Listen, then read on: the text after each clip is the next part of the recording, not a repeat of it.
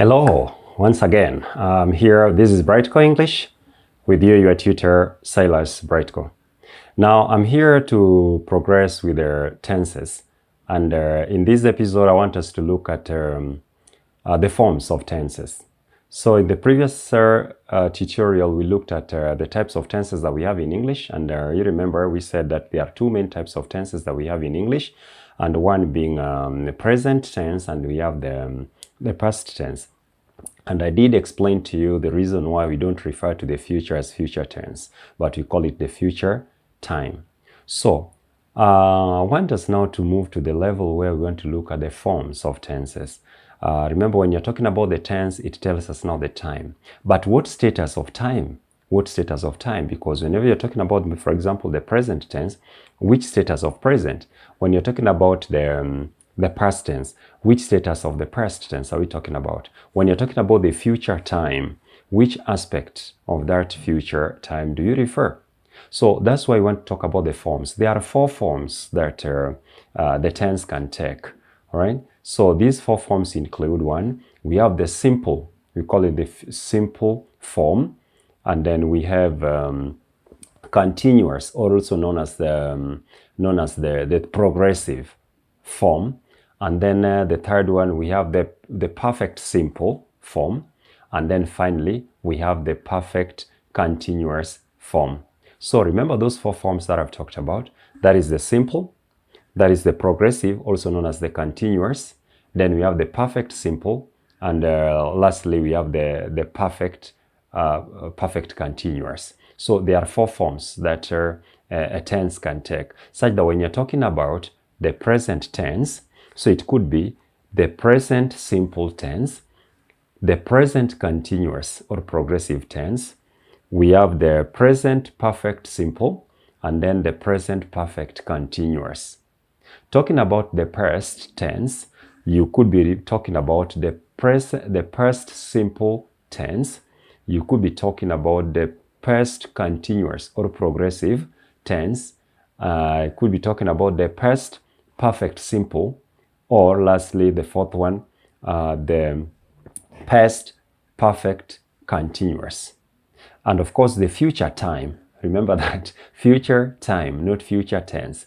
So it could also appear in future simple, the future continuous or progressive, and the future perfect simple, and also the future perfect continuous.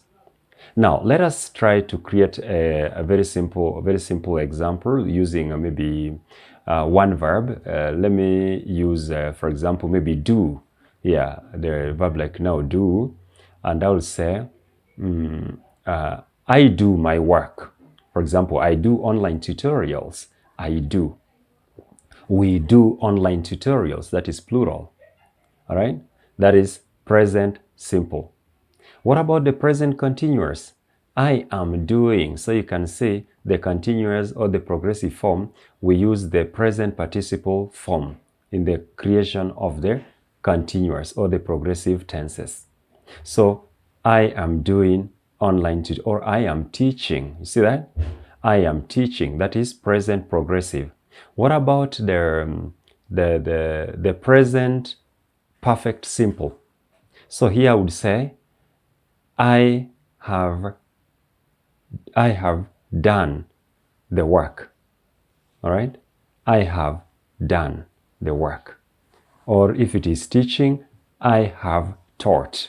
If it is eating, I have eaten. All right? So you can see how it goes. Now, the last one, which is the perfect continuous, I'll say, that is the present perfect continuous. I have been teaching, or I have been doing, or I have been eating. So you can see the changes that occur in there, in the four aspects or the four forms of the tenses. Coming to the past, you'll also the same thing. I would say, if it is the the verb eat that I'm talking about, with the past tense, I would say past simple will appear, I ate. For example, I ate a banana. I ate a banana. That one becomes past simple tense. Then I was eating a banana. I was eating. So that one becomes past progressive or the past continuous tense. Then what about the past perfect tense? So the past perfect tense, now you'll introduce had. I'll say, I had eaten a banana. I had eaten a banana. And then lastly, the past perfect continuous. I would say, I had been eating. I had been eating a banana. Then, when you come to the future time, I would say, I will eat a banana. That is future simple. All right? Future simple time. I will eat a banana. What about the future continuous or progressive? I will be eating a banana. I will be eating a banana. Then future perfect simple. I will have eaten. I will have eaten a banana. Then the future perfect continuous, I would say, I will have been eating a banana. I will have been eating a banana. Now, what note do you need to underscore there? So you find that the simple tenses in the three cases I've talked about, you find that the simple, as the name suggests, you just use the simple verb in that manner. I eat a banana, present simple. I ate, past simple. I will eat, future simple. What about the continuous or progressive? Now here you employ the use of present participle. The ing form must be there. So the moment you see ing form of the verb, what should ring into your mind is that that tense is in progressive or continuous, something that is going on maybe as we speak. For example, I am teaching, present progressive.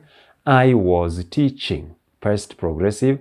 I will be teaching, future progressive time. Then, talking about the perfect simple. Perfect simple, we employ the use of what? The use of past participle form of the verb. All right? And then you employ the past participle form of the verb together with the auxiliary have, that is in the present, and had in the what? In the past. So that I say, I have eaten. I have eaten. So in this case, I have eaten becomes the present perfect simple. What about the past perfect simple?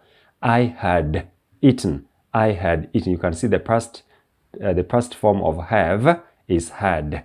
All right. So I had eaten. I had eaten. That is past perfect simple. And then when you come to the future, I will have. I will have eaten. And of course, you can see if you look at the future time, not tense, it takes more or less the way the present tense is treated. So that's why you see, I will have eaten. The only introduction of will that occurs there, will or shall. And then when you're talking about the last one, which is the perfect continuous, perfect continuous. If it is present perfect continuous, so in this case you can see the introduction of the auxiliary have or had plus been plus ing. So in this case you say, I have been eating, or I have been teaching. So you see that? Have been ing. Then when you're talking about the past, now the have is substituted for had. So you say, I had been ing. I had been eating. I had been teaching. Then the future time becomes, I will have been eating. I will have been teaching.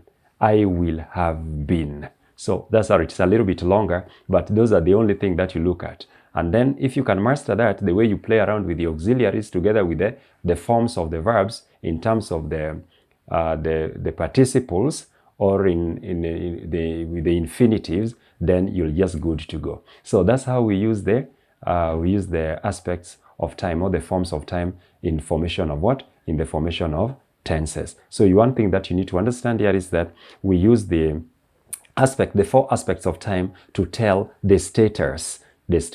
So in the next subsequent episodes, we shall be looking at the uses of these tenses. What are the uses of the present simple? What are the uses of the past simple? What are the uses of the future simple tense time? And then what are the uses of the perfect? What are the uses of the perfect the perfect simple and also the perfect continuous tenses or time in that regard. Otherwise, I believe you've learned a lesson concerning the forms of the tenses and how they are formed, and I believe you can create and you can speak fluently when you take good care of how these words are formed. Otherwise, bye-bye and see you in the subsequent ones where we shall learn more and more. Thank you.